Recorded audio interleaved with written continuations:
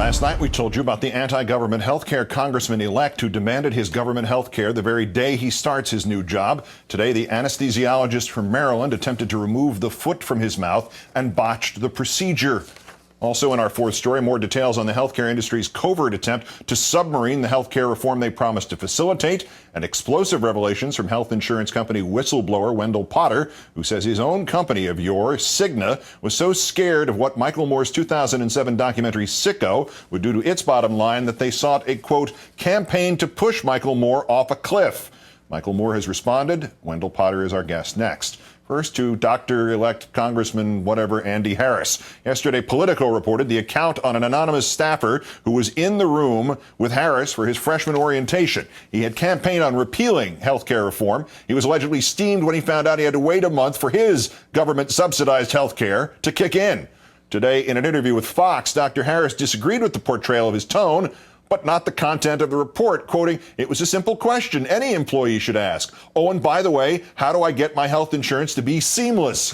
The new lawmaker, who has previously said that there is no constitutionally mandated role of the federal government in health care, then suggested, quote, "The best solution would be for the federal government to say, yes, we do provide coverage, and it's from day one."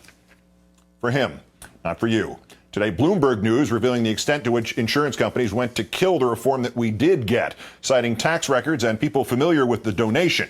Bloomberg reports that in August 2009, the America's Health Insurance Plans, AHIP, the advocacy group that represents companies like United Health and Aetna and Humana, funneled $86.2 million to the U.S. Chamber of Commerce, which in turn spent that money on advertising, polling, and a grassroots campaign to defeat health care reform. Publicly, AHIP was on board with health care reform. Recall AHIP CEO Karen Ignani's pledge to the president in March of last year. We want to work with you. We want to work with the members of Congress on a bipartisan basis here. You have our commitment. And then there was the commitment by the health care giant Cigna to professionally and personally discredit Michael Moore.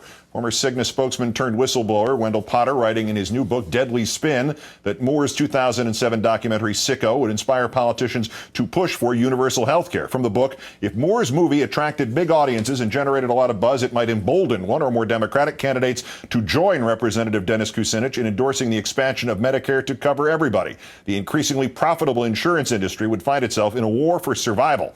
Potter telling Democracy Now! And Amy Goodman that his company contracted a PR firm to, quote, defame Michael Moore, to discredit him, to figuratively, quote, push Michael Moore off a cliff. But they were doing an investigation into him personally. Well, absolutely. We knew as much about him probably as he knows about himself. About his wife, about his kid. Oh, yeah. You know, it's important to know everything that you might be able to use in some kind of a campaign against someone to discredit them professionally and often personally. And do you use that? You use it if necessary. Joining me now, as promised, former communications director at Cigna, now senior fellow at healthcare at the Center for Media and Democracy, and author now of the new book, Deadly Spin, an insurance company insider, speaks out on how corporate PR is killing healthcare and deceiving Americans. Wendell Potter. Good evening, sir. Hi, Keith. How are you? Did you use the Oppo research on Michael Moore? Yeah, of course. But we didn't have to push him off a cliff. Yeah. That wasn't necessary. And it wasn't just Cigna. It was the entire insurance industry. And once again, AHIP played a key role in funding the strategy, the plan to discredit the movie. I should point out you and Mr. Moore have agreed to appear on this program together jointly for the first time next Monday. That's right. But tonight, Mr. Moore has responded at the Huffington Post, and he disagrees with your contention that the smear campaign was successful. And he says his movie did, in fact, bring health care reform to the forefront of many minds, particularly in Washington. But he did say their smear campaign was effective and did create the dent they were hoping for. Single payer and the public option never even made it into the real discussion on the floor of Congress. What do you think of Mr. Moore's assessment of that campaign? Well, it was he had a good movie, and I think people who saw it with an open mind knew that he made a good movie and it told the truth. But he's exactly right. The movie did not have as much of an impact as it might have been had it not been for the smear campaign and the effort to discredit both Moore and the content of the movie. And did I read this correctly, that you got stuff from these talking points from this smear campaign into mainstream representations of Moore at New York Times, perhaps? No, absolutely. It was funneled through AHIP into a front group called Healthcare America Now, which was received by mainstream reporters, including the New York Times, as a legitimate organization when it was nothing but a front group set up by APCO worldwide, a big PR firm that works for both the insurance companies and pharmaceutical companies. It was not anything approaching what it was purporting to be as a grassroots organization. It was a sham group.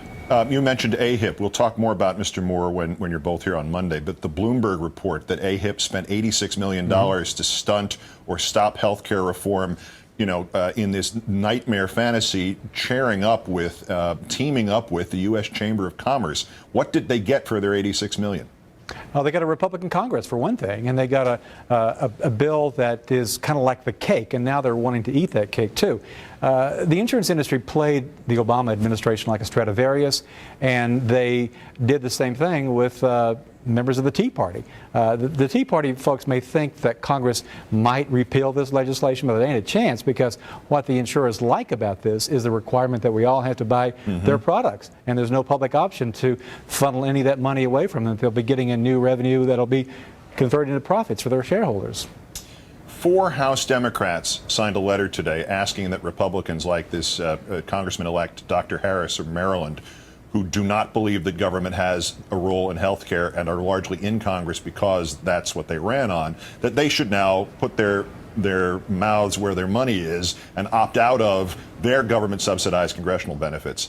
Does the kind of proud hypocrisy of Dr. Harris and others like him surprise you at all?